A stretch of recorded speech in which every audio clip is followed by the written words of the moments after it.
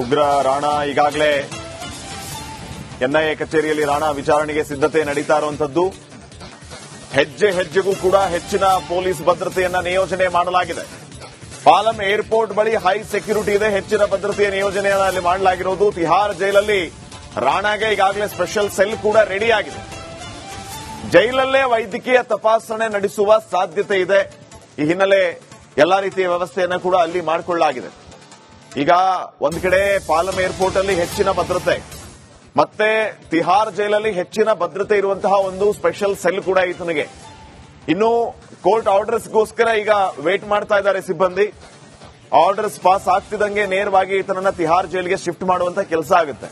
ಇನ್ನು ತಿಹಾರ್ ಜೈಲಲ್ಲೇ ಈತನಿಗೆ ವೈದ್ಯಕೀಯ ಪರೀಕ್ಷೆಗೆ ಒಳಪಡಿಸುವ ಎಲ್ಲಾ ಸಿದ್ಧತೆಯನ್ನ ಕೂಡ ಮಾಡಿಕೊಳ್ಳಲಾಗಿದೆ. ಆ ರೀತಿಯ ಒಂದು ಸಾಧ್ಯತೆ ಕೂಡ ಈಗ ಇದೆ ಅನ್ನುವಂತ ಮಾಹಿತಿ ಲಭ್ಯ ಆಗ್ತಾ ಇದೆ.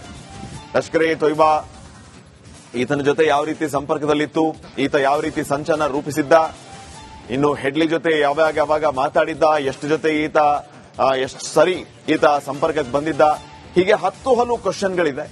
ಸೊ ವಿಚಾರಣೆಯ ಸಂದರ್ಭದಲ್ಲಿ ಮುಖ್ಯವಾಗಿ ಈ ವಿಚಾರಗಳ ಮೇಲೆನೆ ಫೋಕಸ್ ಮಾಡಿ ಆತನಿಂದ ಉತ್ತರವನ್ನ ಪಡೆಯುವ ಕೆಲಸ ಈಗ ನ್ಯಾಷನಲ್ ಇನ್ವೆಸ್ಟಿಗೇಷನ್ ಏಜೆನ್ಸಿ, ರಾಷ್ಟ್ರೀಯ ತನಿಖಾ ಸಂಸ್ಥೆಯಿಂದ ಆಗ್ಲಿಕ್ಕಿದೆ. ಸೊ ಈಗ ನಾವೀಗಾಗಲೇ ಮಾಹಿತಿಯನ್ನ ನೀಡ್ತಾ ಇದ್ದೀವಿ ನಿರಂತರವಾಗಿ.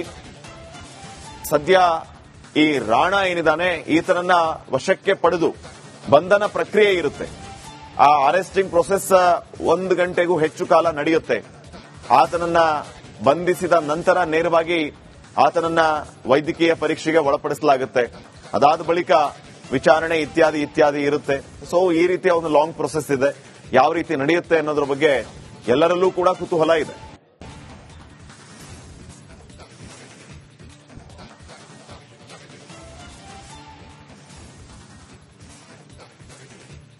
ತಹಾವೂರ್ ರಾಣಾ ಈತನ ಮೇಲೆ ಏನೆಲ್ಲ ಅಪರಾಧಗಳು, ಆತ ಏನ್ ಮಾಡಿದ್ದ, ಯಾವ ರೀತಿ ಸಂಚನ್ನ ರೂಪಿಸಿದ್ದ ನೋಡಿ. ತಹಾವೂರ್ ರಾಣಾ ಪಾಕಿಸ್ತಾನ್ ಸೇನೆಯಲ್ಲಿ ವೈದ್ಯನಾಗಿ ಕೆಲಸ ಮಾಡ್ತಾ ಇದ್ದ. ಮುಂಬೈ ದಾಳಿಗೆ ಸ್ಕೆಚ್ ಹಾಕಿದ್ದೇ ಈ ತಹಾವೂರ್ ಹುಸೇನ್ ರಾಣಾ. ಮುಂಬೈನಲ್ಲಿ ಎಲ್ಲಾ ರೀತಿಯ ವ್ಯವಸ್ಥೆಯನ್ನ ಮಾಡಿಕೊಂಡು, ರೆಕಿ ಮಾಡಿಕೊಂಡು, ಪ್ಲಾನ್ ಮಾಡಿಕೊಂಡು ಈತ ರೆಡಿಯಾಗಿ ಕೂತ್ಕೊಂಡಿದ್ದ. ಎಲ್ಲೆಲ್ಲಿ ದಾಳಿ ಮಾಡಬೇಕು, ಯಾವ ರೀತಿ ದಾಳಿ ಮಾಡಬೇಕು, ಎಷ್ಟು ಜನ ದಾಳಿ ಮಾಡಬೇಕು, ಈ ಎಲ್ಲ ವಿಚಾರಗಳನ್ನು ಕೂಡ ಆತ ಪ್ಲಾನ್ ಮಾಡಿಕೊಂಡಿದ್ದ. ಇದರ ಜೊತೆಗೆ ಮತ್ತೊಬ್ಬ ಮಾಸ್ಟರ್ ಮೈಂಡ್ ಹೆಡ್ಲಿಗೂ ಕೂಡ ಈತ ಸಹಾಯ ಮಾಡಿರ್ತಾನೆ, ಡೇವಿಡ್ ಹೆಡ್ಲಿಗೆ. ಇದೇ ಪ್ಲಾನ್ ಅನ್ನ ರಾಣಾ ಲಷ್ಕರ್ ಉಗ್ರರಿಗೆ ಕೊಟ್ಟಿರ್ತಾನೆ.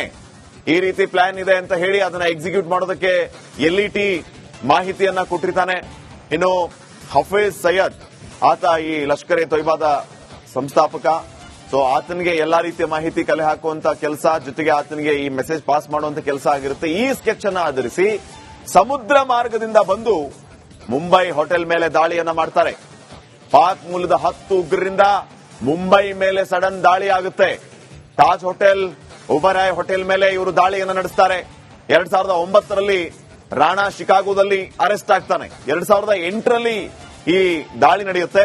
2009ರಲ್ಲಿ ಈತ ಅರೆಸ್ಟ್ ಆಗ್ತಾನೆ. ಆಗಿಂದ ಈಗಿನವರೆಗೂ ಈತ ಇದ್ದದ್ದು, ಆಶ್ರಯಿಸಿದ್ದು ಅಮೆರಿಕಾದಲ್ಲೇ. ಈತ ಅಮೆರಿಕಾದಿಂದ ಭಾರತಕ್ಕೆ ಹಸ್ತಾಂತರವಾಗುವ ಆ ಒಂದು ಪ್ರಕ್ರಿಯೆ, ಪ್ರಯತ್ನಗಳೇನಿರುತ್ತೆ ಅವು ನಿರಂತರವಾಗಿ ಸಾಗ್ತಾ ಇರುತ್ತೆ. ಆದ್ರೆ ಈತ ಅರ್ಜಿಗಳ ಮೇಲೆ ಅರ್ಜಿಯನ್ನ ಸಲ್ಲಿಸ್ತಾನೆ ಇರ್ತಾನೆ. ಇವನ್ ರೀಸೆಂಟ್ಲಿ ಕೂಡ ಯಾವಾಗ ತಹಾವೂರ್ ರಾಣಾನನ್ನ ಭಾರತಕ್ಕೆ ಹಸ್ತಾಂತರಿಸಲಾಗುತ್ತೆ ಅಂತ ಡೊನಾಲ್ಡ್ ಟ್ರಂಪ್ ಹೇಳಿದರೋ ಆಗ ಈತ ಕೋರ್ಟ್ ಮೊರೆ ಹೋಗ್ತಾನೆ. ಇತ್ಯಾದಿ ಕಾಯಿಲೆಗಳಿದೆ. ಸೊ ನಾನೇನಾದ್ರೂ ಭಾರತಕ್ಕೆ ಈ ಸಂದರ್ಭದಲ್ಲಿ ಹೋಗ್ಬಿಟ್ಟೆ ಅಂದ್ರೆ ಸತ್ತೇ ಹೋಗ್ತೀನಿ ಅನ್ನೋ ರೀತಿಯಲ್ಲಿ ಈತ ಕೋರ್ಟ್ನ ಅವಗಾಹನೆಗೆ ತರುವಂತಹ ಕೆಲಸವನ್ನ ಮಾಡಿದ. ಆದ್ರೆ ಈತ ಸಲ್ಲಿಸಿದ ಅರ್ಜಿ ಎಲ್ಲವೂ ಕೂಡ ವಜಾ ಆದು ಹಸ್ತಾಂತರ ಪ್ರಕ್ರಿಯೆ ಆರಂಭ ಆಯಿತು. ಸೊ ಆ 8ನೇ ತಾರೀಕಿಂದ ಏನು ಈ ಹಸ್ತಾಂತರ ಪ್ರಕ್ರಿಯೆ ನಡೀತು. ಇವತ್ತು ಈತ ಭಾರತಕ್ಕೆ ಬರ್ತಾನೆ. ಈತನನ್ನ ಕರೆತರಲಾಗುತ್ತೆ. ಈತನನ್ನ ವಶಕ್ಕೆ ಪಡೆದು ನಂತರ ಏನೆಲ್ಲ ಪ್ರಕ್ರಿಯೆಗಳು, ಮುಖ್ಯವಾಗಿ ಈತ ಬಂದ ತಕ್ಷಣ ಮುಂದೇನು ಅನ್ನುವಂತ ಕ್ವಶನ್ ಇದೆ. ಸೊ ಮುಖ್ಯವಾಗಿ ದಾಳಿಯ ವಿಚಾರ, ಈತನಿಗೆ ಫಂಡಿಂಗ್ ಎಲ್ಲಿಂದ ಆಗ್ತಾ ಇತ್ತು, ಲಷ್ಕರ್ ಎ ತೊಯ್ಬಾ ಜೊತೆಗೆ ಈತನ ಸಂಪರ್ಕ ಹೇಗೆ, ಈ ಪ್ಲಾನ್ ಅನ್ನ ಎಕ್ಸಿಕ್ಯೂಟ್ ಮಾಡಿದ್ದು, ಟ್ರಾನ್ಸ್ಫರ್ ಮಾಡಿದ್ದು, ಇತ್ಯಾದಿ ವಿಚಾರಗಳು, ಈ ಎಲ್ಲದರ ಬಗ್ಗೆ ಮಾಹಿತಿ ಕಲೆ ಹಾಕುವಂತ ಕೆಲಸ ಆಗುತ್ತೆ.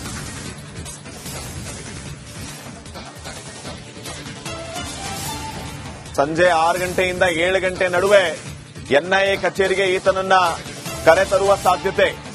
ಎನ್ಐಎ ಕಚೇರಿಗೆ ರಾಣಾನನ್ನ 6 ರಿಂದ 7 ಗಂಟೆ ಅವಧಿಗೆ ಕರೆತರುವ ಸಾಧ್ಯತೆ ಇದೆ. ದೆಹಲಿಯ ಸಂಚಾರ ಪೊಲೀಸರಿಗೂ ಕೂಡ ಈಗಾಗಲೇ ಈ ರೀತಿಯ ಒಂದು ಸಂದೇಶ ರವಾನೆಯಾಗಿದೆ. 6 ಗಂಟೆಯಿಂದ 7 ಗಂಟೆ ಅವಧಿಯಲ್ಲಿ ಪಾಲಂ ಏರ್ಪೋರ್ಟ್ ಇಂದ ಈತನನ್ನ ನೇರವಾಗಿ ಎನ್ಐಎ ಕೇಂದ್ರ ಕಚೇರಿಗೆ ಕರೆತರಲಾಗುತ್ತೆ. ಸೊ ಎಲ್ಲರೂ ಕೂಡ ಅಲರ್ಟ್ ಆಗಿರಿ ಅನ್ನುವಂತ ಮೆಸೇಜ್ ಕೂಡ ಈಗಾಗಲೇ ಅವರಿಗೆ ಬಂದಿದೆಯಂತೆ.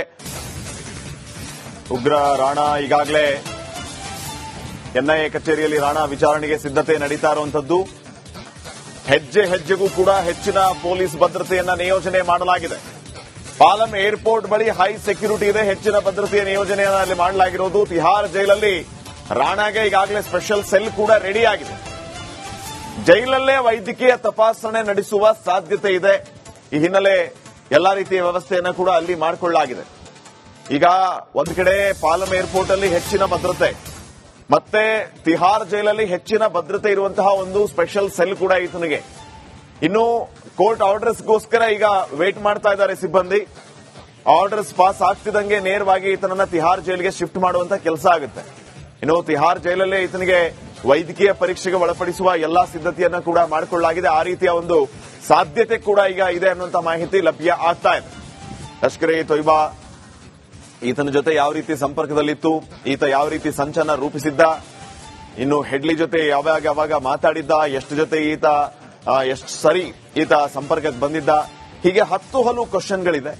ಸೊ ವಿಚಾರಣೆಯ ಸಂದರ್ಭದಲ್ಲಿ ಮುಖ್ಯವಾಗಿ ಈ ವಿಚಾರಗಳ ಮೇಲೆನೆ ಫೋಕಸ್ ಮಾಡಿ ಆತನಿಂದ ಉತ್ತರವನ್ನ ಪಡೆಯುವ ಕೆಲಸ ಈಗ ನ್ಯಾಷನಲ್ ಇನ್ವೆಸ್ಟಿಗೇಷನ್ ಏಜೆನ್ಸಿ, ರಾಷ್ಟ್ರೀಯ ತನಿಖಾ ಸಂಸ್ಥೆಯಿಂದ ಆಗ್ಲಿಕ್ಕಿದೆ. ಸೊ ಈಗ ನಾವೀಗಾಗಲೇ ಮಾಹಿತಿಯನ್ನ ನೀಡ್ತಾ ಇದ್ದೀವಿ ನಿರಂತರವಾಗಿ. ಸದ್ಯ ಈ ರಾಣಾ ಏನಿದ್ದಾನೆ ಈತನನ್ನ ವಶಕ್ಕೆ ಪಡೆದು ಬಂಧನ ಪ್ರಕ್ರಿಯೆ ಇರುತ್ತೆ. ಆ ಅರೆಸ್ಟಿಂಗ್ ಪ್ರೊಸೆಸ್ 1 ಗಂಟೆಗೂ ಹೆಚ್ಚು ಕಾಲ ನಡೆಯುತ್ತೆ. ಆತನನ್ನ ಬಂಧಿಸಿದ ನಂತರ ನೇರವಾಗಿ ಆತನನ್ನ ವೈದ್ಯಕೀಯ ಪರೀಕ್ಷೆಗೆ ಒಳಪಡಿಸಲಾಗುತ್ತೆ. ಅದಾದ ಬಳಿಕ ವಿಚಾರಣೆ ಇತ್ಯಾದಿ ಇರುತ್ತೆ. ಸೊ ಈ ರೀತಿಯ ಒಂದು ಲಾಂಗ್ ಪ್ರೊಸೆಸ್ ಇದೆ. ಯಾವ ರೀತಿ ನಡೆಯುತ್ತೆ ಅನ್ನೋದ್ರ ಬಗ್ಗೆ ಎಲ್ಲರಲ್ಲೂ ಕೂಡ ಕುತೂಹಲ ಇದೆ.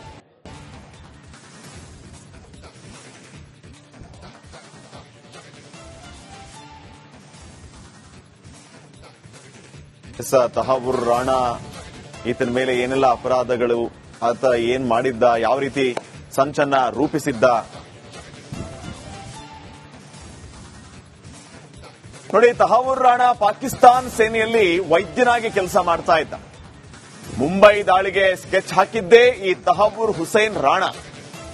ಮುಂಬೈನಲ್ಲಿ ಎಲ್ಲಾ ರೀತಿಯ ವ್ಯವಸ್ಥೆಯನ್ನ ಮಾಡಿಕೊಂಡು, ರೆಕ್ಕಿ ಮಾಡಿಕೊಂಡು, ಪ್ಲಾನ್ ಮಾಡಿಕೊಂಡು ಈತ ರೆಡಿಯಾಗಿ ಕೂತ್ಕೊಂಡಿದ್ದ. ಎಲ್ಲೆಲ್ಲಿ ದಾಳಿ ಮಾಡಬೇಕು, ಯಾವ ರೀತಿ ದಾಳಿ ಮಾಡಬೇಕು, ಎಷ್ಟು ಜನ ದಾಳಿ ಮಾಡಬೇಕು, ಈ ಎಲ್ಲ ವಿಚಾರಗಳನ್ನು ಕೂಡ ಆತ ಪ್ಲಾನ್ ಮಾಡಿಕೊಂಡಿದ್ದ.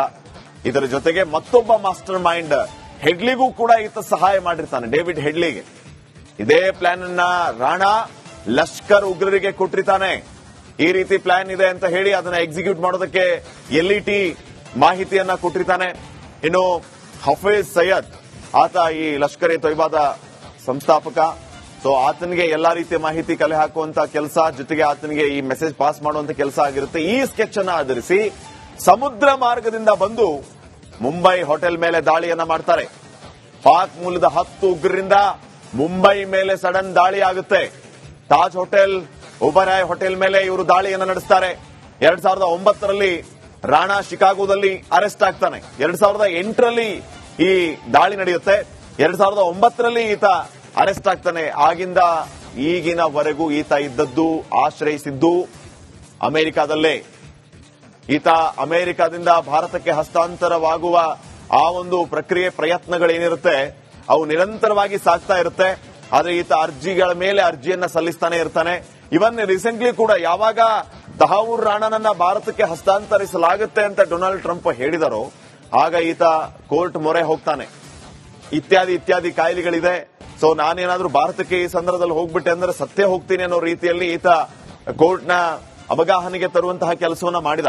ಆದ್ರೆ ಈತ ಸಲ್ಲಿಸಿದ ಅರ್ಜಿ ಎಲ್ಲವೂ ಕೂಡ ವಜಾ ಆದು. ಹಸ್ತಾಂತರ ಪ್ರಕ್ರಿಯೆ ಆರಂಭ ಆಯಿತು. ಸೊ ಆ 8ನೇ ತಾರೀಕಿಂದ ಏನು ಈ ಹಸ್ತಾಂತರ ಪ್ರಕ್ರಿಯೆ ನಡೀತು. ಇವತ್ತು ಈತ ಭಾರತಕ್ಕೆ ಬರ್ತಾನೆ. ಈತನನ್ನ ಕರೆತರಲಾಗುತ್ತೆ. ಈತನನ್ನ ವಶಕ್ಕೆ ಪಡೆದು ನಂತರ ಏನೆಲ್ಲ ಪ್ರಕ್ರಿಯೆಗಳು, ಮುಖ್ಯವಾಗಿ ಈತ ಬಂದ ತಕ್ಷಣ ಮುಂದೇನು ಅನ್ನುವಂತ ಕ್ವಶನ್ ಇದೆ. ಸೊ ಮುಖ್ಯವಾಗಿ ದಾಳಿಯ ವಿಚಾರ, ಈತನಿಗೆ ಫಂಡಿಂಗ್ ಎಲ್ಲಿಂದ ಆಗ್ತಾ ಇತ್ತು, ಲಷ್ಕರ್ ಇ ತೊಯ್ಬಾ ಜೊತೆಗೆ ಈತನ ಸಂಪರ್ಕ ಹೇಗೆ, ಈ ಪ್ಲಾನ್ ಅನ್ನ ಎಕ್ಸಿಕ್ಯೂಟ್ ಮಾಡಿದ್ದು, ಟ್ರಾನ್ಸ್ಫರ್ ಮಾಡಿದ್ದು ಇತ್ಯಾದಿ ಇತ್ಯಾದಿ ವಿಚಾರಗಳು, ಈ ಎಲ್ಲದರ ಬಗ್ಗೆ ಮಾಹಿತಿ ಕಲೆ ಹಾಕುವಂತ ಕೆಲಸ ಆಗುತ್ತೆ.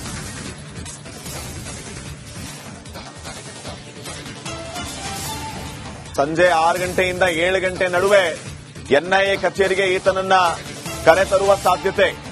ಎನ್ಐಎ ಕಚೇರಿಗೆ ರಾಣನನ್ನ 6 ರಿಂದ 7 ಗಂಟೆ ಅವಧಿಗೆ ಕರೆತರುವ ಸಾಧ್ಯತೆ ಇದೆ. ದೆಹಲಿಯ ಸಂಚಾರ ಪೊಲೀಸರಿಗೂ ಕೂಡ ಈಗಾಗಲೇ ಈ ರೀತಿಯ ಒಂದು ಸಂದೇಶ ರವಾನೆಯಾಗಿದೆ. 6 ಗಂಟೆಯಿಂದ 7 ಗಂಟೆ ಅವಧಿಯಲ್ಲಿ ಪಾಲಂ ಏರ್ಪೋರ್ಟ್ ಇಂದ ಈತನನ್ನ ನೇರವಾಗಿ ಎನ್ಐಎ ಕೇಂದ್ರ ಕಚೇರಿಗೆ ಕರೆತರಲಾಗುತ್ತೆ. ಸೊ ಎಲ್ಲರೂ ಕೂಡ ಅಲರ್ಟ್ ಆಗಿರಿ ಅನ್ನುವಂತ ಮೆಸೇಜ್ ಕೂಡ ಈಗಾಗಲೇ ಅವರಿಗೆ ಬಂದಿದೆ.